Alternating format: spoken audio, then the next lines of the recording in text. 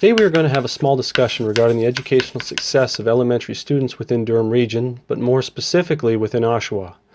Now there are many ways that you can attempt to quantify the effectiveness of the education system, but for the purposes of this video we are simply going to look at the percentage of students that do not meet the provincial standard as described by the Education Quality and Accountability Office. This office manages and develops the EQAO standardized assessments that students in both grades 3 and 6 complete within the elementary system. The assessment focuses on measuring the student's overall aptitude of curriculum material within the areas of reading, writing, and mathematics. Test scores are then converted into levels of achievement, scaling from 1 to 4, and any assessment that does not meet the level 3 or higher is considered being below the provincial standard, which is the focal point of this discussion. Now, the Durham District School Board is separated by boundaries which dictates which schools students will attend based on where they live, as illustrated by the map on the chalkboard. Now, instead of just looking at schools in relation to their failure to meet provincial standards, I thought it would be more interesting to look at schools within Oshawa over a period of time, and make one axis of the graph the percentage of tests below the provincial standard, and the other axis reflective of the median household income for that school boundary.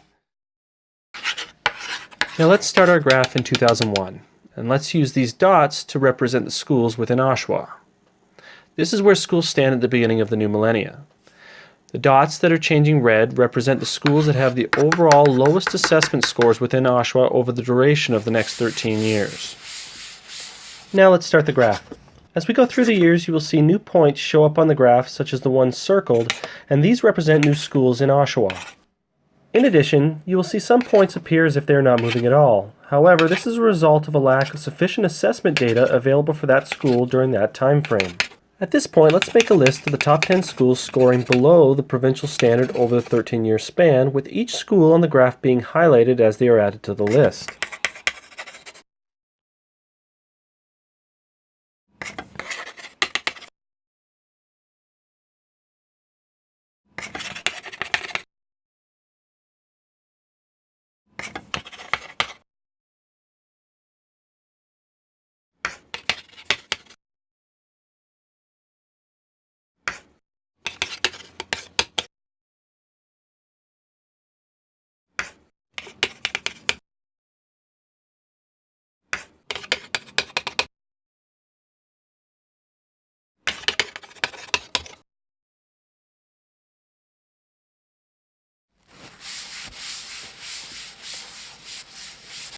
Now let's look at the same data, but in a different way.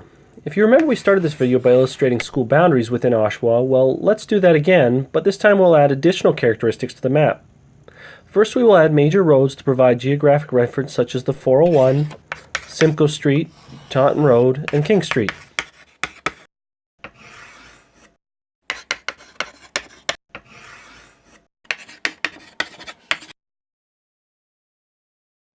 Now let's add one more layer to the map. These pink outlines indicate the 5 priority neighborhoods within Oshawa as identified by the Durham Regional Health Department in 2015. These neighborhoods have the lowest median household incomes and the highest rate of low income in children less than the age of 6. Now let's add the school boundaries that were identified back to the map one by one as indicated on the list.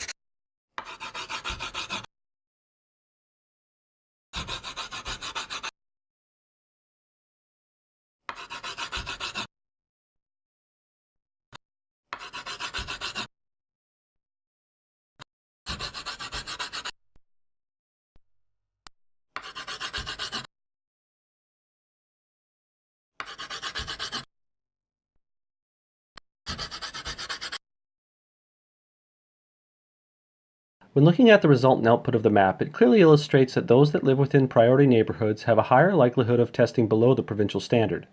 However, the more interesting point is that these schools have continually tested below the provincial standard over the last 13 years, which illustrates a reoccurring problem within these neighborhoods. The failure to prepare students to meet these standards could inhibit their ability to succeed within the secondary education system and thus create a detrimental domino effect in any of their future academic endeavors. This cyclical effect will likely continue until there is some form of outside intervention. For example, public schools within the United States have successfully initiated controlled choice policies within the education system in order to curb some of the issues that limit families from less affluent areas.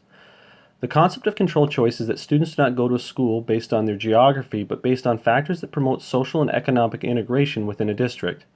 It allows parents to choose schools by ranking their preferences, but kids are then assigned by the district to achieve a balance of poor and better off students within each school.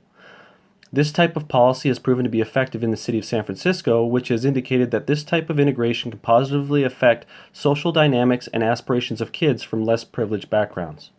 Now, this is only one potential solution to the problem, but it's very clear that we need to at least start discussing new ways of ensuring that all students have the same opportunities to succeed and are not limited by their family's socioeconomic background.